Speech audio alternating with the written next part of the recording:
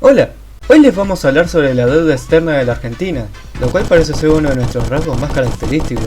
Siendo un poco más específicos, hoy nos vamos a poner a charlar sobre nuestra deuda más reciente, cuyo comienzo puede ser a momentos distintos según tu punto de vista, pero para no alejarnos demasiado de la actualidad, remontémonos a una década atrás. En 2013 teníamos un PBI de 505.298 millones de dólares, y en ese momento nuestra deuda era de 190.000 millones, que según mi calculadora es casi la mitad. Para los que no sepan, el PBI es, resumido, la suma de todos los servicios y bienes que un país o economía genera al año. Básicamente una forma de ver que también andamos de plata, que en ese momento no era muy bien. Obviamente el gobierno anduvo realizando sus esfuerzos para mejorar la situación, pero el tema es que cuando Macri asumió presidencia a fines del año 2015, a pesar de prometer resolver nuestro problema con la deuda externa, en vez de eso lo que hizo fue aumentar la deuda de 190.000 millones a 320.000 millones de dólares para el final de su presidencia, lo que empeoró la situación mucho más de lo necesario. Me gustaría seguir hablando, pero pasa que se me está por acabar el... Hola. Siguiendo con lo que decía Juanma, deberíamos meternos más a detalle sobre qué se mandó Macri como para casi duplicar la deuda, ¿no? Primero que nada, todo comienza con su intento de financiar el déficit fiscal de la administración pública, decisión que llevó que el peso se desvalúe casi un 40%. En solo 24 horas, triplicando las compras de los dólares en el país durante los siguientes meses, tampoco suma el pago de 9.300 millones de dólares a los fondos OUTRE que realizó el 26 de abril de 2006, en el cual Argentina emitió para su pago la mayor suma de deuda para cualquier nación en desarrollo desde 1996, siendo el país que más se endeudó en el mundo desde entonces. Y no solo eso, sino que en solo 11 meses de su presidencia, Macri elevó la deuda a casi 200.000 millones de dólares por la enorme cantidad de préstamos que pedía. Pero como no alcanzó, el tipo pidió un poco más de un año después un préstamo de 50.000 millones de dólares al FMI, el cual no solo fue el más grande de la historia, sino que tampoco se realizó de forma que cumpliera todos los pasos legales.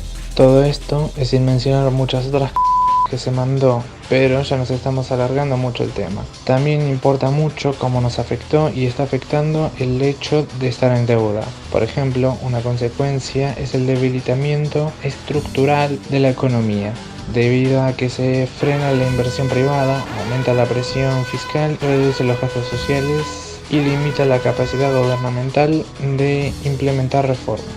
Otro problema que se genera es que se achican las reservas del Banco Central, lo que aumenta la pobreza e inflación. Algo más a tener en cuenta es que los pibes importantes como el FMI solicitan una orden fiscal para liberar suficientes fondos públicos y que el país pueda cumplir con sus obligaciones de deudor, lo que significa menos gastos estatales, traduciéndose a rectores de presupuesto, desencadenando finalmente en menos salarios, menos inversores, menos empleos y menos no pobreza. Aunque seguro se han preguntado, si esta deuda está hace tanto tiempo, ¿cómo es que todavía no la pudimos solucionar? Y la respuesta a eso, supongo que se habrán dado cuenta, es que está relacionado a las cuestionables acciones de Macri. Pero no estaría bien echarle toda la culpa a él por un problema tan grande. De hecho, contradiciéndose un poco a lo que dijimos al principio del video, la verdad es que Argentina está endeudada desde hace tanto tiempo como el mandato de nuestro primer presidente, Bernardino Rivadavia. La deuda la comenzó con un préstamo como era de esperar. Lo peculiar es que la deuda dejada por tal préstamo tardó más de un siglo en poder cancelarse.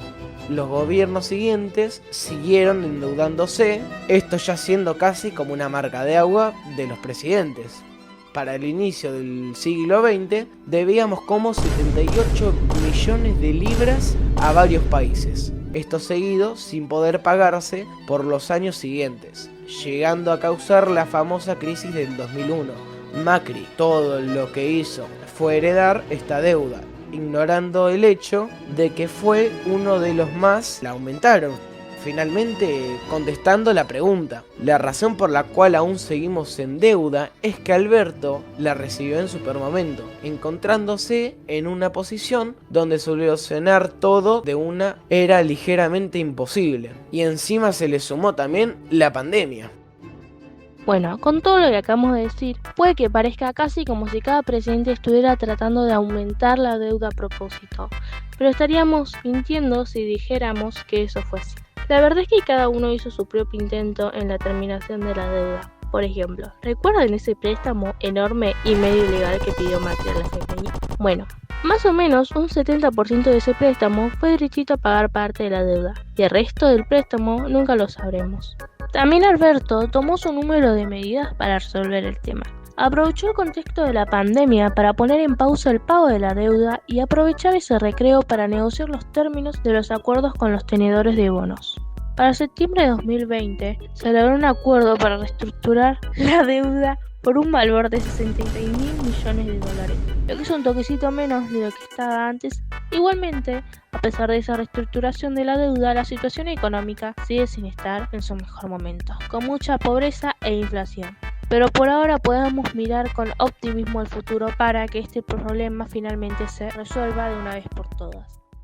A Juan Martín se le ocurrió una transición fluida para el final del video, así que esto es todo.